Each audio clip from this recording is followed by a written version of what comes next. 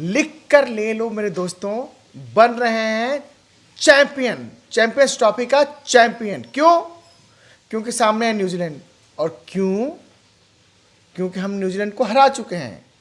ठीक है कि न्यूजीलैंड की टीम तोप है और हमें पता है कि इस तोप के होप को कैसे काट छांट के अलग करना है।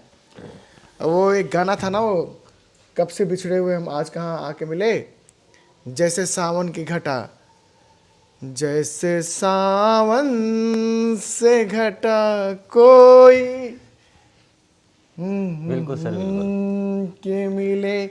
साल 2000 और ये है साल 2025। 25 साल 25 साल में कोई बच्चा जवान हो जाता है, उसकी शादी भी हो जाती है, पैदा होने के बाद जवान होकर शादी भी हो जाती है।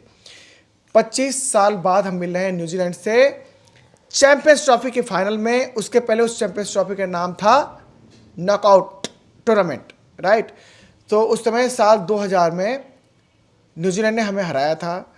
तो हम तो कितने बदले ले रहे हैं ना। वैसे हमने ऑस्ट्रेलिया से बदला ले लिया 2023 का। हाँ, वो 23 का हमने बदला तो ले लिया, लेकिन दोबारा से जब वर्ल्ड कप में उन्हें हराएंगे तब ज्यादा बड़ा बदला माना जाएगा। अरे ऐसा नहीं, चैंपियंस ट्रॉफी उतनी बड़ी है। नहीं, ठीक है, अब वो बात अलग है, लेकिन वर्ल्ड कप होता है सर। और न्यूजीलैंड से भी लेना बदला 2000 दो 2000 का 2000 का है ना। मैं तो तब छोटा था, आपको ज्यादा बेहतर तरीके से पता होगा। हमारे पास 2000 की नोट भी नहीं है तो मैं लुटाता 2000 2000 2000 2000, ये लो 2000 और आ गया 2025।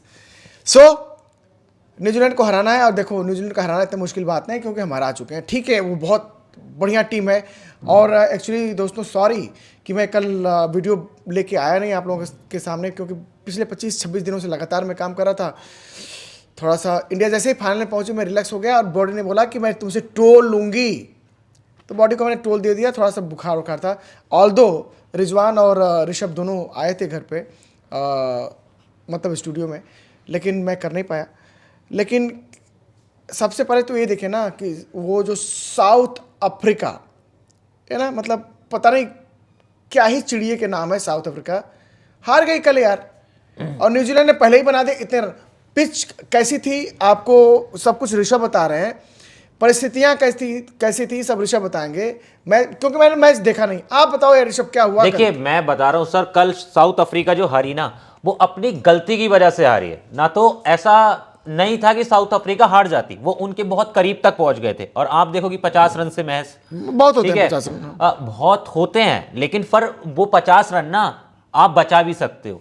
मैं आपको अगर अब इस चीज को ना टीम इंडिया को भी देखना चाहिए, उनका मैच देखेंगे तो टीम इंडिया को ये बातों पर ध्यान जरूर देना चाहिए कि साउथ अफ्रीका ने क्या क्या कहां गलती की, जिसकी वजह से वो 50 रन से हार गए ना। तो चेज उन्होंने भी बहुत तगड़ा किया था, ऐसा नहीं था, स्कोर के करीब पहुंच ही गए थे। अगर 200 220 250 पे आउट होते तो वो कह सकते थे। लेकिन यहां पर देखो, मैं सबसे पहले आपको बताता हूं कि 48 रन पे उनका पहला विकेट गिर गया था, यंग का। फिर उसके बाद 26वें ओवर में रविंद्र का स्टंप छोड़ा क्लासेन ने।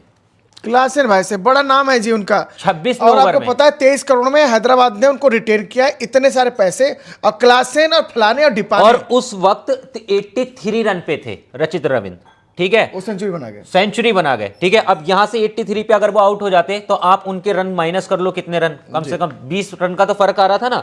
उसके बाद फिर 27वें ओवर में 48 रन पे थे, विलियमसन का कैच छोड़ा साउथ अफ्रीका के फील्डर्स ने। और बहुत इजी कैच था, दोनों मतलब खिलाड़ी बीच में आए और मिसअंडरस्टैंडिंग उनमें क्रिएट हुई, जिस वजह से वो कैच छूट गया। अब लोग कहते हैं कि देखो कि कैच छूटना तो मैच का पार्ट होता है, लेकिन कैच पकड़ो और मैच जीतो भी होता है सर, ठीक है। आप गलतियों को बार बार दोहरा नहीं सकते।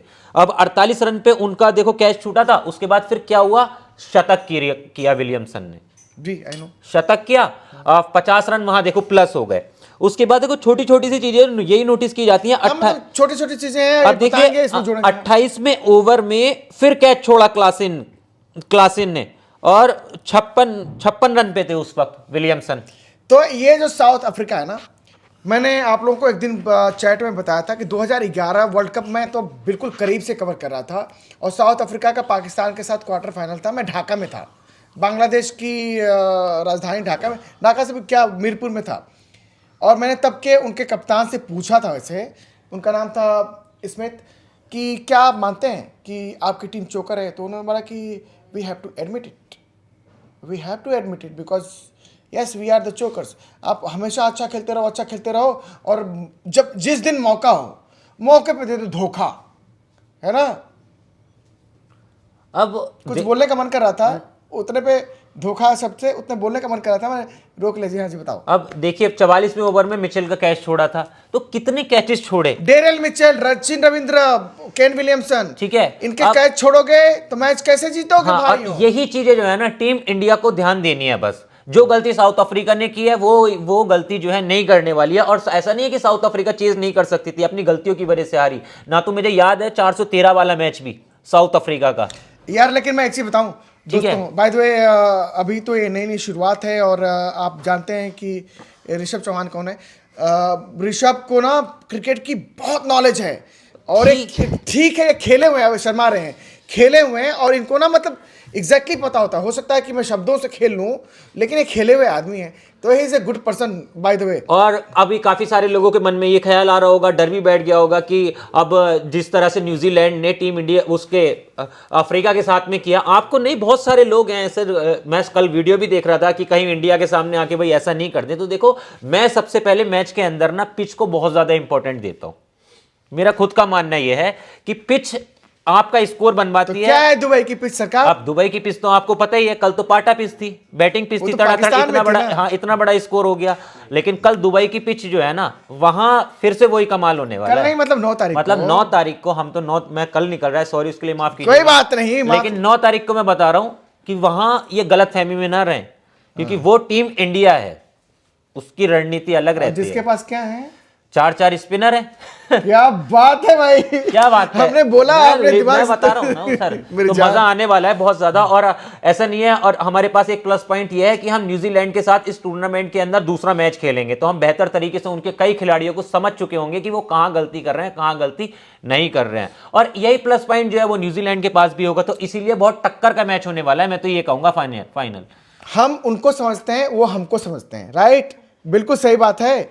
और नॉकआउट्स में आप लोगों को मैं बता दूं कि 4 नॉकआउट्स हुए हैं इंडिया और न्यूजीलैंड के बीच में, और इनफैक्ट हम लोग बोलते हैं बोगी टाइम न्यूजीलैंड इंडिया की, बिकॉज वो हमेशा ना हमें परेशान करते हैं नॉकआउट्स में और बड़े टूर्नामेंटों में। जो 4 नॉकआउट्स खेले हैं ना हमने, अब तो फाइनल है भाई साहब, अब तो ये फाइनल है। 4 नॉकआउट्स खेले हैं, उसमें से 3 न्यूजीलैंड जीता है, हम एक बार जीते हैं। ये डर है, और हम ना ठीक है, जोश है, लेकिन अब की बार सर जीतेंगे, क्योंकि तब की टीम इंडिया और अब की टीम इंडिया में जमीन आसमान का अंतर है। जोश है, जज्बा है, सब कुछ बात है। लेकिन न्यूजीलैंड की इस टीम को ना भाई, हम बिल्कुल रफा दफा हल्के में नहीं ले सकते बिल्कुल भी।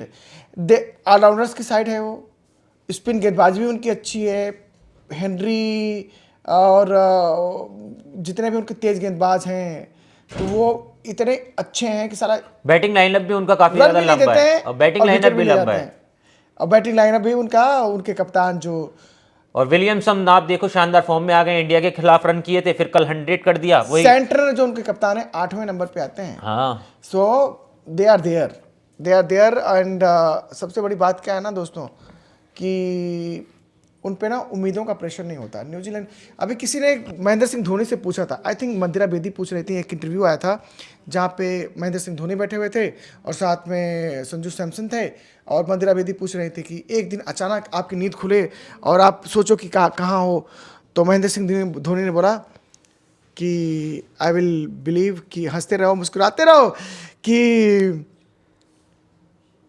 मैं शायद आँख खोलूँगा न्यूजीलैंड में, है ना। उन्होंने बोला कि हो सकता है कि वहाँ पे कोई इंसान किसी इंसान को मार सके, लेकिन बाहर ने प्रकृति ने प्रकृति की प्रवृत्ति है कि वहाँ पे उन्होंने मच्छर भी नहीं दिया हुआ है, वहाँ पे कोई सांप नहीं होते, वहाँ पे कोई बिच्छू नहीं होता। तो the country is like that, और वहाँ के लोग भी इतने सहज और अच्छे होते हैं।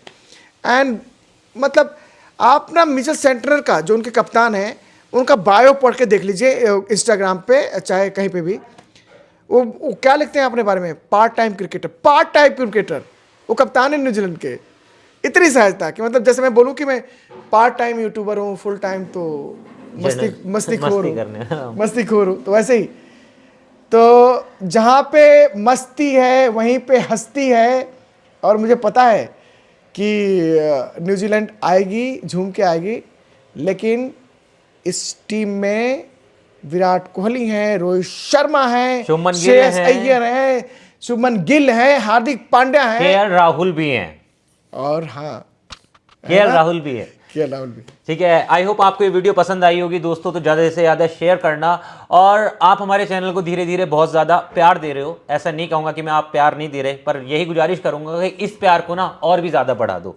अभी हमारे कितने सब्सक्राइबर हो गए? जितने भी हैं वो हमारे लिए प्यार है, दुलार है, हमारे बेस हैं, हमारे थंडर हैं, हमारे बोल्ट हैं। वीडियो को ज़्यादा से ज़्यादा शेयर करो। मिलते हैं आपसे किसी और वीडियो में।